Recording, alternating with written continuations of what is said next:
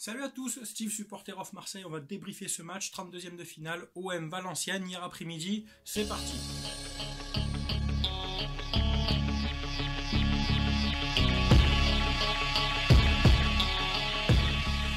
Bon, tout d'abord, bonne année 2018 à tous. J'espère que vous avez bien commencé l'année, que vous avez passé un bon réveillon, que tout s'est bien passé pour tout le monde. Donc voilà, je vous souhaite la santé surtout à tous, à vos proches, à vos familles, c'est important. Pour l'ambiance, donc on va parler de l'ambiance. Surtout le gros point de mon débrief, c'est l'ambiance là. 25 000 spectateurs.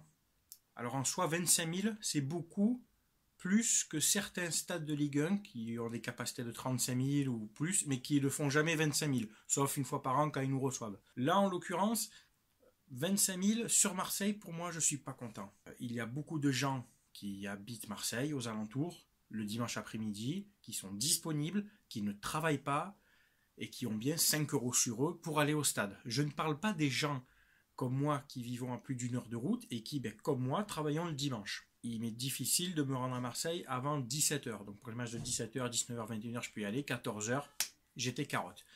Des gens de ma famille y sont allés, qui habitent plus haut, qui habitent dans les Alpes. Ils ont fait le déplacement. Ils ont payé 5, 10 €.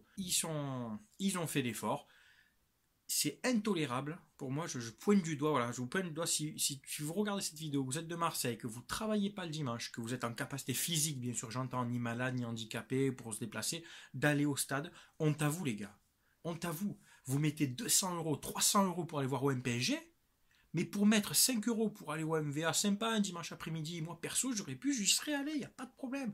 On ne peut pas après se proclamer meilleur public de France quand, en habitant Marseille et ses alentours, on ne va pas au stade pour 5 €. Oh les gars, vous regardez dans la glace quand même, vous rendez compte que vous habitez à côté par la chance d'habiter à côté. Alors quand j'entends que l'OM appartient aux vrais Marseillais, aux gens qui sont à Marseille, ça me fait doucement rire.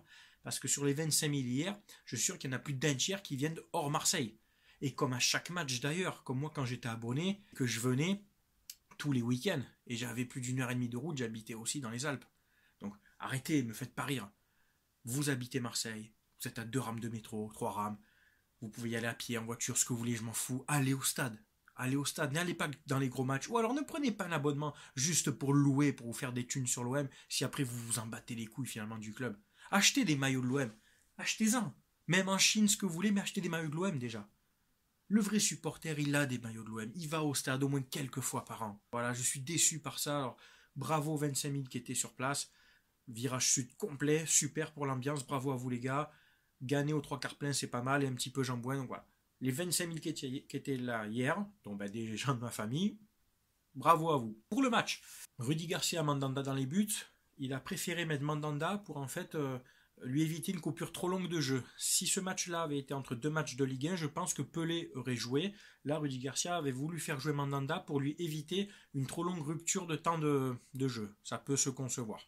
Mandanda qui a fait un beau match, un bel arrêt dans les 20 dernières minutes. Voilà, rien à dire de plus, puisqu'il y a eu très peu d'occasions de Valenciennes. La défense centrale, Rami Rolando, ça a été costaud, surtout Rami en patron, qui a relancé, c'est parti de derrière lui, qui a essayé d'amener un plus offensivement, et puis qui, comme toujours, est solide et costaud, quoi. Rolando un cran en dessous, mais ça a été quand même. Sakai Amavi, très bon match des deux latéraux, qui ont apporté dans leur couloir, qui ont essayé de proposer en dédoublant, surtout Amavi, qui est d'ailleurs crédité d'un but, son premier, du droit. Donc bravo à Jordan. Le souci, c'est que Valenciennes subissait nos offensives tout le match. On s'est fait un petit peu aspirer par le style de jeu de Valenciennes à vouloir subir. Je respecte, hein, c'est un club de Ligue 2, ils se sont battus avec leurs armes, mais résultat, les quelques contres qu'on a subis sont partis dans le dos de nos latéraux, notamment de Sakai et d'Amavi, puisqu'aspirés par cette envie de presser haut, quelquefois on s'est fait prendre à revers. Heureusement, c'était souvent Rami qui comblait d'un côté, Rolando, ou même des fois Gustavo. Il n'y a pas eu trop de bobos, sauf voilà, dans les 20 dernières minutes avec l'arrêt de Mandanda. Mais c'est le piège. Attention à pas trop vouloir tout de suite étouffer l'adversaire et se faire prendre en contre. Le milieu de terrain, Gustavo Lopez. Gustavo, bien, sans plus pour ce match-là. Un bon Gustavo, mais pas comme on a l'habitude de le voir. Plutôt discret. Bon, il revient tous de vacances, hein, on y va tranquille. Par contre, un très bon Maxime Lopez, qui a apporté offensivement, qui a été un peu à l'intérieur du jeu, qui a essayé de distribuer, qu'on a beaucoup vu, même sur les phases défensives à revenir. Voilà, de la disponibilité, du dynamisme, un bon Maxime Lopez, quoi. Voilà, je l'ai crédité d'un bon match et je l'ai mis dans mes bestes. Donc on a joué en 4-4-2 avec NJ à droite, Payet à gauche et 2 attaquants devant. Ça a pas mal permuté avec NJ et Germain. NJ s'est retrouvé des fois aussi en pointe. Pour moi, NJ a fait un bon match, malgré ce qu'on peut dire. Il s'est beaucoup battu. D'ailleurs, c'est lui qui amène le but sur son centre. Il a tenté quelques frappes, certaines cadrées.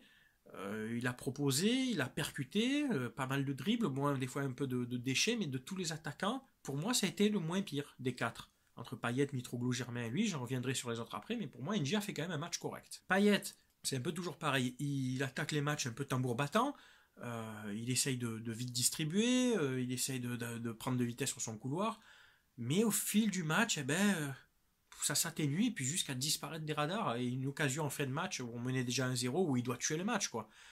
Dimitri, c'est pas encore ça, c'est irrégulier. Dans le même match, c'est déjà irrégulier. D'un match à l'autre, déjà, c'est pas top, mais alors dans le même match, c'est irrégulier. Des fois, il ralentit le jeu, les corners, c'est pas ça. Des passes approximatives, enfin, on attend beaucoup plus de ce joueur, pardon. C'était la reprise, je conçois. Peut-être qu'il y avait une économie des organismes pour le prochain match, je conçois aussi. Mais ça reste quand même que Valenciennes, un club de Ligue 2 où on doit normalement se mettre à l'abri à la mi-temps avec un 2-3-0 facile. Mitroglou, Germain, voilà, on a enfin eu l'association des 2 attaquants. Ben, on a vu que ça marche pas. Germain, des fois un petit peu, alors du mouvement, mais un peu perdu. Enfin, il n'a jamais eu trop de ballons, sauf un peu en deuxième mi-temps quand on est repassé en 4-2-3-1. Et Mitroglou, les gars, Mitroglou. Je me suis dit, après les fêtes, ça va, le mec, il va s'habituer à la vie marseillaise, à la Ligue 1, c'est que Valenciennes, il va. Même là, bon, moi je pense Mitroglou, les gars. Il y a un problème Mitroglou, mais c'est un problème mental. Je pense que le joueur n'est pas heureux à Marseille. Je pense même qu'il ne voulait pas venir à Marseille. Je vais développer. Quand j'entends, que je lis, qu'on me dit, il faut laisser du temps, ils viennent découvrir la Ligue 1. Oh les gars, il a bientôt 30 ans. Il a joué en Grèce, en Portugal, en Angleterre, ça s'est très mal passé, comme j'en ai déjà parlé à une autre vidéo. Je pense que ce joueur, quand il n'est pas à l'aise, il perd tous ses moyens. Il faut arrêter avec ce coup de cette théorie de l'adaptation. Je vais parler de joueurs qui sont venus à l'OM et qui se sont adaptés très vite, des étrangers. Alain Boksic, il est venu, il a claqué première saison plus de 20 buts. Rudy Voleur, il est venu, il a claqué. Il y a eu plein de joueurs comme ça, pas forcément qu'à l'OM. Paoletta arrive en France, à Bordeaux, il a claqué tout de suite. Après, il est à Paris, ça a marché. J'ai plein d'exemples comme ça, ne serait-ce que, bon, après c'est un autre prix, vous allez me dire c'est un autre coup, mais Cavani, Ibrahimovic sont arrivés en Ligue 1, ils ont claqué tout de suite. Vous allez me dire, mais pourquoi tu compares à ces joueurs-là? C'est justement pour vous montrer qu'un joueur, quand il est bon, quand c'est un grand joueur, un grand attaquant, il s'adapte tout de suite, il met ses états d'âme de côté, s'il se plaît ou pas dans la ville, mais quand il est sur le terrain, il bosse, quoi.